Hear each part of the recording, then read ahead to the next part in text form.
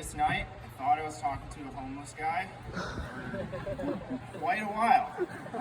Offered to buy him a beer, just hanging out, shooting the shit. He was telling me about this Subaru that broke down, and this dude who he met who had the same Subaru was like, "Here, dude, take this Subaru." Honestly, it was a wild experience. And then he ended up knowing like all my friends that had brought him to this event. Never talked to me about kayaking, never talked to me about anything. And a couple weeks went by and he hit me up and we went kayaking together.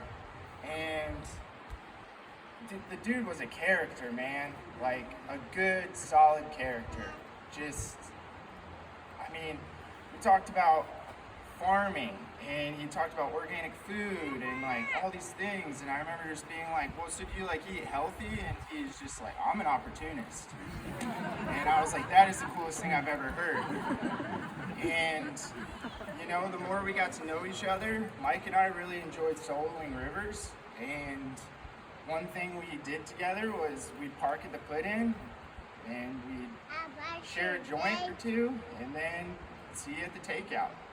I was a guy that liked to just ride the currents downstream, and Mike was a guy that like literally loved to catch every single eddy on the river. And that was Mike, and he taught me a lot with that too. Mike was also my paddling partner.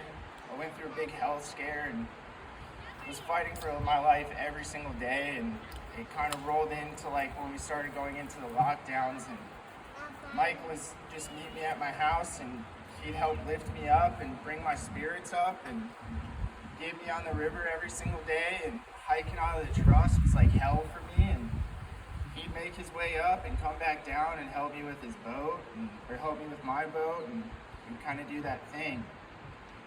And one thing I learned about Mike, what Mike's taught me, is Mike was an artist. You know, you can draw a circle, but Mike could just draw a circle Mike's way. And he lived a life that was beyond successful. He shared memories, he made memories. He taught me how to love. And to this day, he reminds me that I need to do things my way and, you know, really follow my heart. And I remember the last day I saw Mike, and I'm glad that I got to speak to him and express my friendship to him.